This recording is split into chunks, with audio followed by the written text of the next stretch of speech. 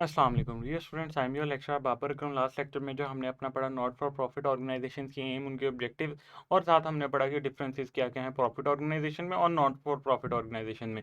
वो तो हो गई थी आपकी बेसिक्स। अब हम चलेंगे इसके preparation of receipt and payment accounts में, यानी हम अपने रिसीप्ट और पेमेंट्स अकाउंट्स कैसे बनाएंगे, यानी जो मेन इसका ऑब्जेक्टिव है, यानी मेन जो अकाउंटिंग हो रही होती है इनकी सारी की सारी रिसीप्ट एंड पेमेंट अकाउंट में हो रही होती है। जितनी भी इनकी इनकम और जितनी भी इनके एक्सपेंडिचर्स होते हैं, ये अकाउंट जो है वो शो कर रहा होता है। तो आइए लेट्स स्टार्ट कि हमें स्टैंडर्ड क्या बताता है कि ये किस तरह बनते हैं और हम इन्हें जो है वो किस तरह आगे फर्दर लेके चलेंगे।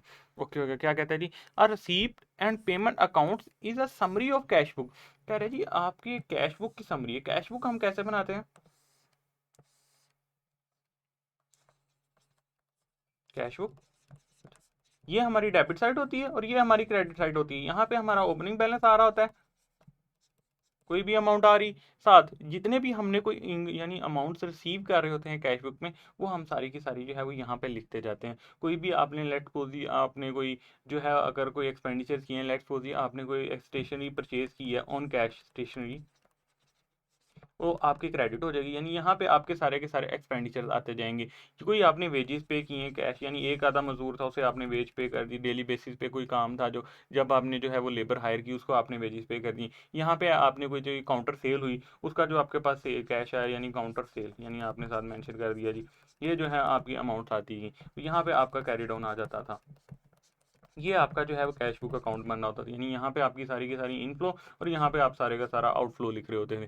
सेम इसी तरह का जो है वो कहता है जी आपका जो है income and receipt and payment account बनेगा। ठीक हो गया जी।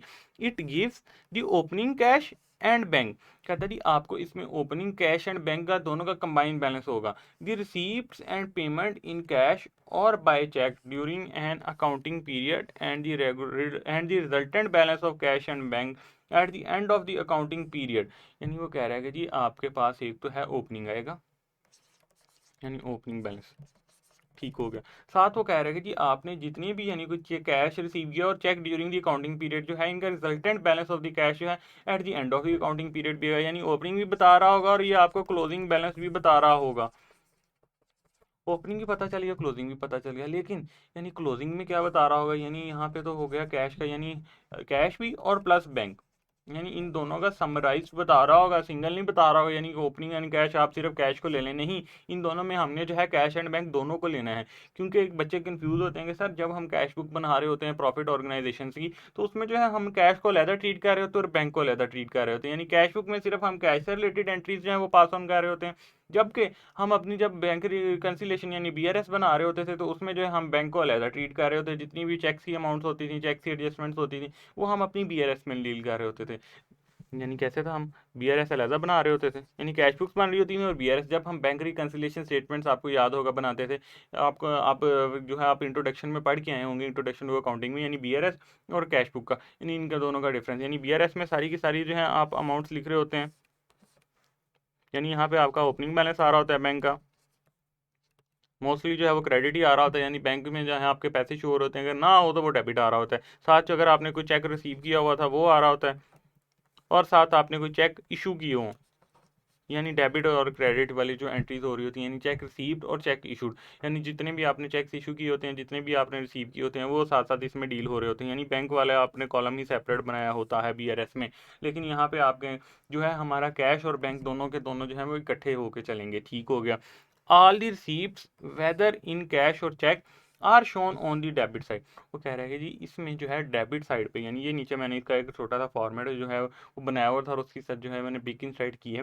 क्या कहता है ये रिसीप्ट एंड पेमेंट अकाउंट। ठीक हो गया। ओपनिंग बैलेंस जो है इसमें क्या है, कैश भी प्लस बैंक भी, यानी कैश और भी।